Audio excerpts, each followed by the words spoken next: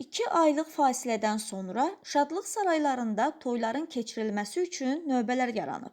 Subaylığın daşını atanları isə indi əsas qiymətlər maraqlandırır.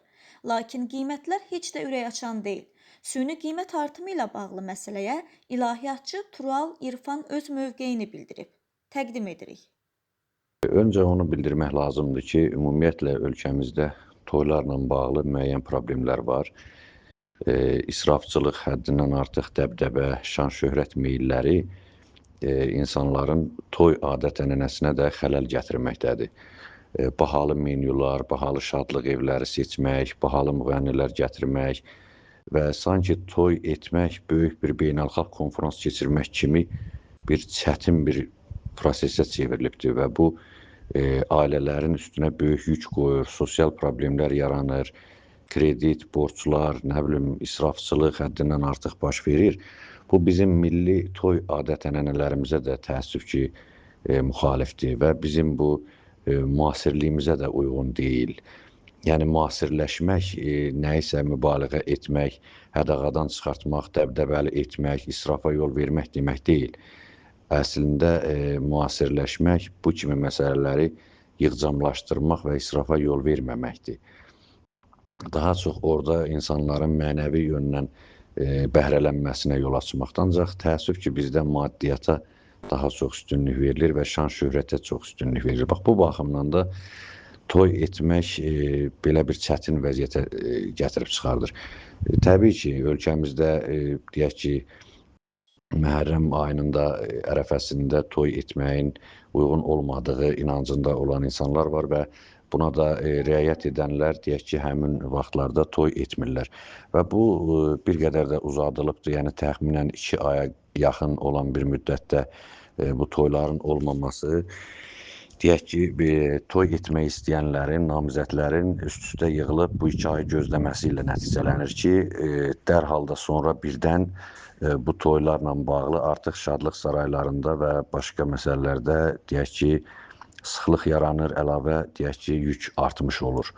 Ona görə hər şeydən öncə birinci bu toyları necə deyirlər, bu təmtəraq səviyyəsini azaltmaq lazımdır. Əgər toy necə deyirlər, dini qaydalara uyğun olarsa, belə deyək, o toy mərasimində necə deyirlər, dini dəyərlərimiz, milli, mənəvi dəyərlərimiz də nəzərə alınarsa, həmin cür olan toyların heç məhərrəmlikdə təxirə salınmasına da bir ehtiyac qalmaz. Məhərrəm ayında niyə görə toy etməyi uyğun bilmirlər? Ona görə ki, həmin toylarda bax bu dediyimiz günah işlər görülür, israfçılığa yol verilir, necə deyirlər, təmtərağa yol verilir. Evlənmə nikah mərasimi deməkdir, əqd mərasimi deməkdir.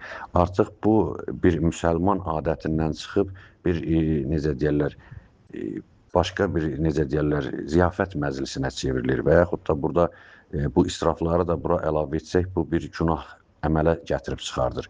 Bax, ona görə burada ziddiyyətlər yaranır və bu çalğıdır, müəyyən içki filan, bu şeylərin də əlavə etdikdə təbii ki, bu inanclı təbəqə də həmin cür mərasimlərin Məhərrəm deyək ki, ay ərəfəsində keçirilməsinə qarşı çıxır.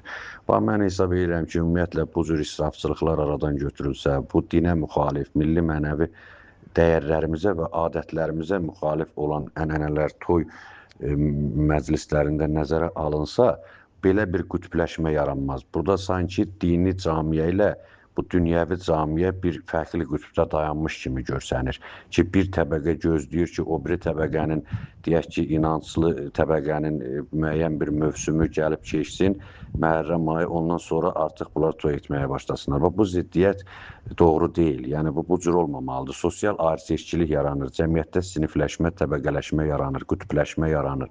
Bunlar uyğun deyil.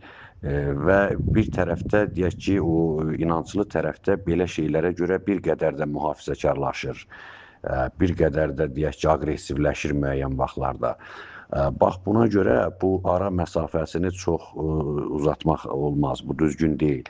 Amma hər bir halda toylarda ümumiyyətlə israfçılıq olmamalıdır, necə deyirlər, bu təmtəraq dəbdəbə olmamalıdır. Və Məhərrəm ayından sonra da ki, bu toylarda belə bir müşküllərin yaranması müəyyən işbazlara sərf eləyir.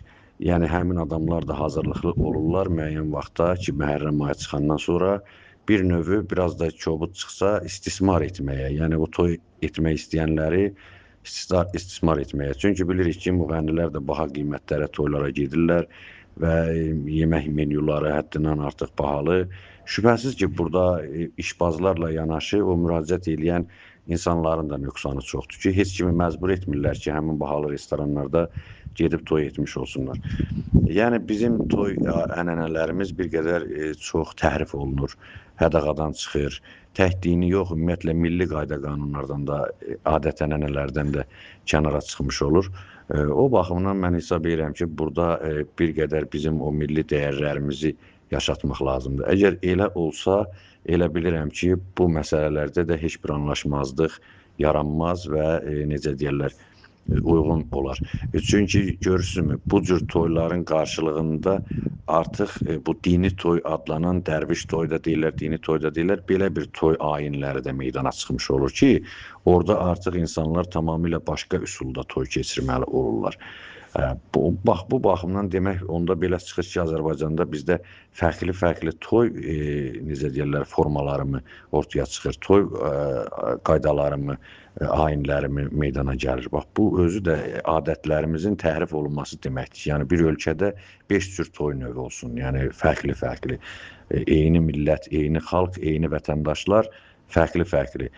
Bu yanlış məsələdir. Onu elə tənzimləmək lazımdır ki, bizim folklorşünaslarımız var, bu sahədə mütəxəssislərimiz var, təhkil din xadimlərimiz var, alimlərimiz var. Bunlar bu məsələləri mən hesab edirəm ki, bir müzakirə edib, ortaq bir ab-hava yaratmalıdırlar.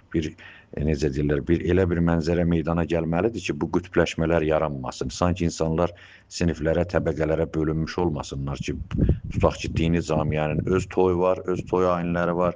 Bu dünyəvi camiənin bir ayinləri var, digərlərinin də bir başqa ayinləri var. Bu əzəldən bizim tariximizdə ata-babalardan belə bir şeylər olmayıb. Toy mərasimlərinin bunun hamısı təhrif olunmasından yaranır. Odur ki, toy mərasimlərimiz təhrif olunmasa, hər ildə, hər dəfədə bax bu Məhərrəm aylarında belə ziddiyyətli məsələlər meydana gəlməz ki, bir müzakirəyə səbəb olsun, o sorğu-sual yaransın ki, bu ayda toy etmək olar, olmaz, nə vaxt etmək olar, nə vaxt olmaz. Bax, bunun hamısı toy adətlərinin ifrata varılmasından meydana çıxır və təbii ki, burada işbazlar da müəyyən rol oynayırlar. Necə deyirlər, o müəyyən insanlardan maddiyyat götürməkdən ötürü belə bir mənzərələri daha da yaratmaqda maraqlıdırlar. O baxımdan mən hesab edirəm ki, bununla bağlı bizim insanlarımızın özləri düşünməlidir və necə deyirlər, milli adət-ənənələrimizi, dini dəyərlərimizi qiymətləndirib, öz toy və digər mərasimlərini də ona uyğun həyata keçirməlidirlər.